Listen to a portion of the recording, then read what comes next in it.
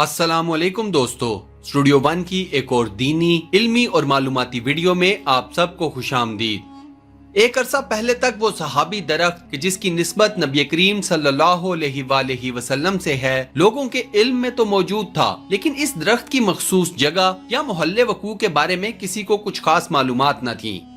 ये दरख्त अब मशरकी उर्दन में सफा के मकाम पर वादी सिरान में दरियाफ्त हो चुका है। इस मोजज़ाती दरख्त को दूर से ही पहचाना जा सकता है, क्योंकि कई सौ मुरब्बा किलोमीटर के खुश्क और सहराई इलाके में ये वाहिद जानदार चीज आपको देखने को मिलेगी। बकोल उर्दन के बादशाह शाह अब्दुल्ला के मैं हेलीकॉप्टर में सहरा के ऊपर से गुजर रहा था कि मैंने नीचे एक दरख्त को देखा। इस सहरा में ना कोई और पौधा था और ना कोई खेत और ना ही पानी। इस दरख्त का इस सहरा में तरोताजगी के साथ मौजूद होना मेरे लिए एक वाज़े दलील थी कि यह दरख्त अपनी जात में एक मौज़ा है। इस दरख्त को सहाबी दरख्त क्यों कहा जाता है, इसकी नबी करीम सल्लल्लाहु अलैहि वसल्लम से क्या निस्बत है, और इस दरख्त के बारे में तफसीली मालूमात जानने के लिए वीडियो को आखिर तक जरूर देखिएगा। दोस्तों, वीडियो में आगे बढ़ने से पहले मैं आप सब दोस्तों से ये गुजारिश करता हूँ कि अगर आपने अभी तक हमारे चैनल को सब्सक्राइब नहीं किया तो बराए मेहरबानी सब्सक्राइब के बटन पर क्लिक कर दें और साथ बने बेल के आइकन को भी प्रेस कर दें। दोस्तों, इस दरख्त को सहाबी दरख्त इस वजह से कहा जाता है कि 1400 साल से जायद का अरसा गुजरने के बाद भी ये दरख्त वो वाहिद जानदार चीज है कि जिसे नबी करीम सल्लल्लाहु अलैहि वसल्लम की ज़ियारत का शर्फ हासिल है। ये बात साइंसी एतबार से भी एक हकीकत है कि पौधे और दरख्त जानदार होते हैं, इसीलिए इस दरख्त को सहाबी दरख्त कहा जाता है।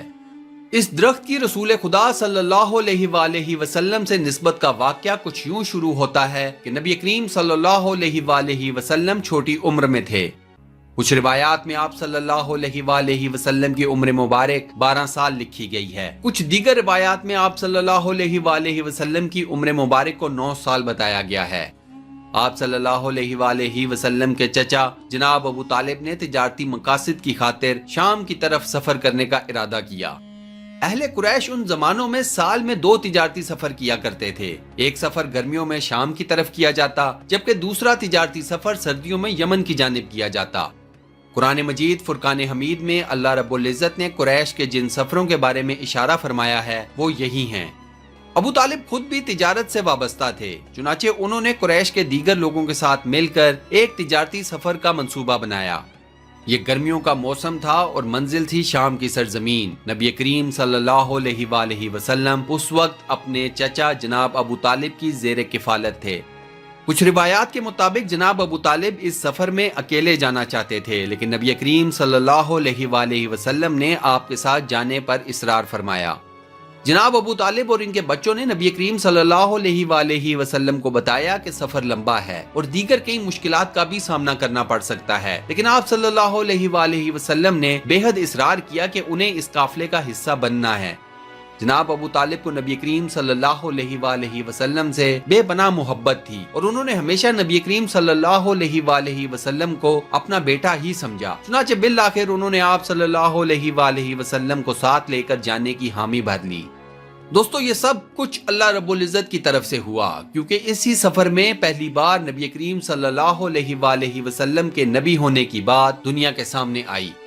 अल्लाह ताला ने नबी करीम सल्लल्लाहु अलैहि वसल्लम की नबूवत को दुनिया के सामने लाना था। क्या आप मेरी इस बात से इत्तफाक करते हैं? हमें कमेंट सेक्शन में अपनी राय जरूर बताएं।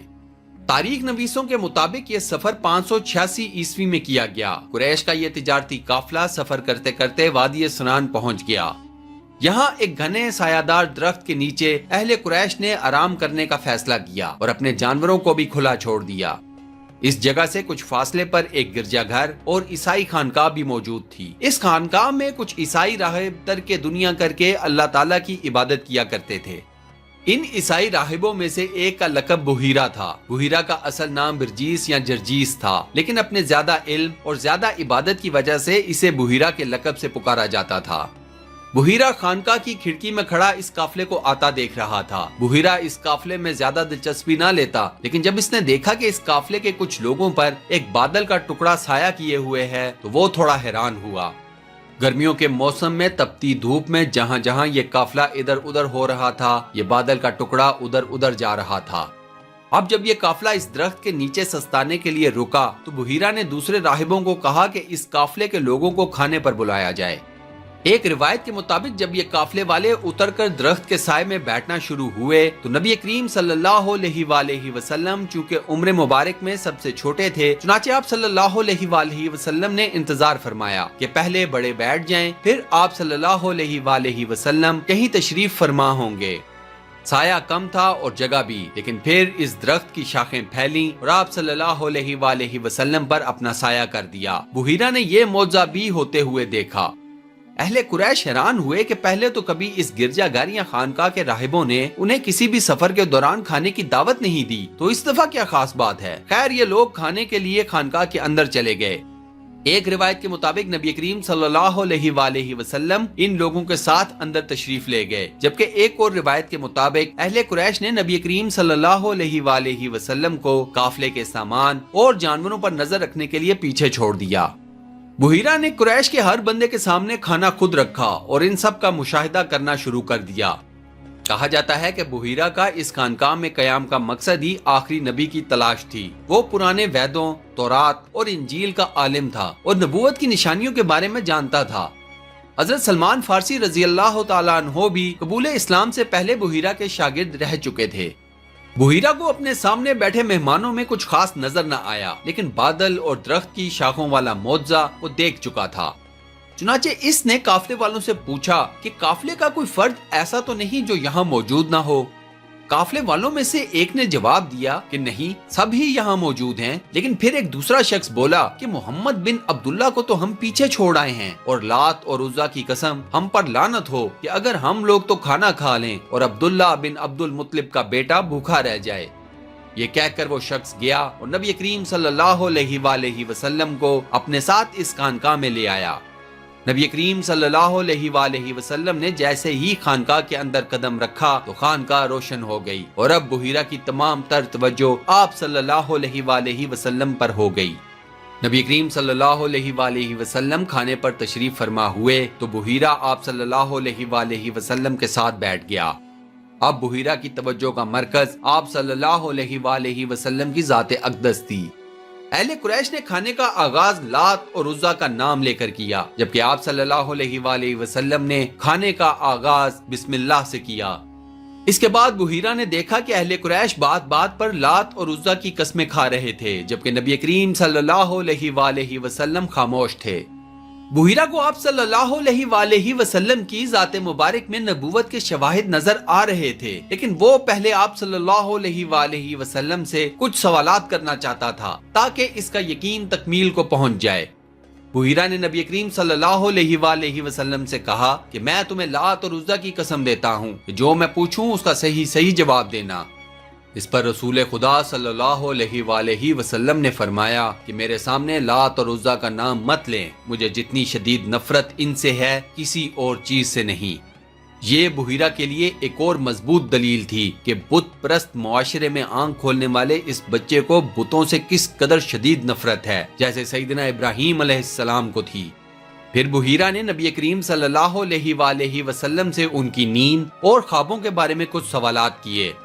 بنیادی طور پر بحیرہ کو آخری نبی کی نشانیوں کا علم تھا اور وہ ان نشانیوں کو پورا کر رہا تھا۔ نبی کریم صلی اللہ علیہ وآلہ وسلم سے سوالات و جوابات کا جب یہ سلسلہ ختم ہوا تو بحیرہ نے نبی کریم صلی اللہ علیہ وآلہ وسلم سے کہا کہ وہ ان کی پشت مبارک دیکھنا چاہتا ہے۔ نبی کریم صلی اللہ علیہ وآلہ وسلم نے اس کی اجازت دے دی۔ بحیرہ نے نبی کریم صلی اللہ علیہ وآلہ وسلم کی پشت مبارک پر جب نبوت کی مہر دیکھی تو بحیرہ کا یقین مکمل ہو چکا کہ آپ صلی اللہ علیہ وآلہ وسلم ہی اللہ تعالیٰ کے آخری نبی ہیں۔ بحیرہ نے پھر جناب ابو طالب سے یہ سوال پوچھا کہ یہ لڑکا رشتے میں آپ کا کیا لگتا ہے؟ اس پر ابو طالب نے جواب دیا کہ یہ میرا بیٹا ہے۔ یہ جواب سن کر بحیرہ تھوڑا کھٹکا۔ اس نے پھر جناب ابو طالب سے سوال کیا کہ کیا یہ لڑکا واقعی ہی میں آپ کا بیٹا ہے؟ اس پر جناب ابو طالب نے ایک بار پھر یہی جواب دیا کہ ہاں، یہ لڑکا میرا بیٹا ہے۔ اس پر بحیرہ نے کہا کہ یہ نہیں ہو سکتا، میرا علم یہ بتاتا ہے کہ اس لڑکے کے والدین حیات نہیں ہیں۔ جناب ابو طالب نے کہا کہ ہاں، یہ بات سچ ہے، اس لڑکے کے والد کا انتقال اس کی پیدائش سے قبل ہو گیا تھا اور کچھ سالوں بعد اس کی والدہ کا بھی انتقال ہو گیا اور یہ لڑکا رشتے میں میرا بھتیجا ہے۔ بحیرہ نے جب یہ تمام تفصیلات سنی تو جناب ابو طالب سے کہا کہ یہ لڑکا اللہ رب العزت کا آخری نبی اور آخری رسول ہے۔ اس کا نام اور دیگر کئی نشانیاں مقدس کتابوں میں درج ہیں۔ اس لڑکے کو واپس حجاز مقدس لے جاؤ۔ اگر رومیوں اور یہودیوں کو اس لڑکے کے بارے میں علم ہو گیا تو وہ اسے نقصان پہنچانے کی کوشش کریں گے۔ جب جناب ابو طالب نے یہ سب کچھ سنا تو انہوں نے اپنا سفر منسوخ کر دیا اور واپس مکہ کی طرف لوٹ گئے۔ قریش کے باقی لوگوں نے بھی بحیرہ کی تمام باتیں سنی، لیکن ان کی بدنصیبی کہ انہوں نے ان تمام باتوں پر کوئی خاص توجہ نہ دی۔ دوستو، نبی کریم صلی اللہ علیہ وآلہ وسلم اس صحابی درخت کے سائے تلے بہت زیادہ دیر نہ بیٹھے تھے، لیکن اللہ تعالیٰ نے پھر بھی اس درخت کو رسول خدا صلی اللہ علیہ وآلہ وسلم کی نسبت عطا فرمائی اور اسے ایک معجزے کا درجہ عطا کیا۔ اردن کی حکومت نے بڑی محنت کر کے اس تجارتی شاہراہ کے آثار بھی دریافت کر لیے ہیں، جس پر آج سے 1400 سال پہلے اہل قریش کے تجارتی قافلے شام کی طرف سفر کیا کرتے تھے۔ یہ شاہراہ اس صحابی درخت سے کچھ فاصلے پر موجود ہے۔ دوستو، اس صحابی درخت اور نبی کریم صلی اللہ علیہ وآلہ وسلم کی عیسائی راہب بحیرہ سے ملاقات کی تمام تفصیلات آپ کو سیرت حلیبہ، الخصائص الکبریٰ، المواہب المدینہ اور مدارج النبوہ کی تاریخی کتابوں میں مل جائیں گی۔ ہر سال کئی مسلمان اس صحابی درخت کی زیارت کے لیے مشرقی اردن کا سفر کرتے ہیں۔ اس درخت کے سائے میں نوافل بھی ادا کیے جاتے ہیں۔ میری اللہ تبارک و تعالیٰ سے خصوصی دعا ہے کہ مجھ سمیت ہر مسلمان کو اس صحابی درخت اور دیگر تمام مقدس عمارتوں اور جگہوں کی زیارت کرنے کی توفیق عطا فرمائیں۔ آمین۔ دوستو، کمنٹ سیکشن میں آمین لکھ کر اس دعائے خیر کا حصہ ضرور بنیں اور صدقہ جاریہ کمائیں۔ ویڈیو کو لائک اور اپنے واٹس ایپ، فیس بک، ٹویٹر اور دیگر سوشل میڈیا پلیٹ فارمز پر ضرور شیئر کیجیے گا۔ بہت بہت شکریہ۔ اللہ حافظ۔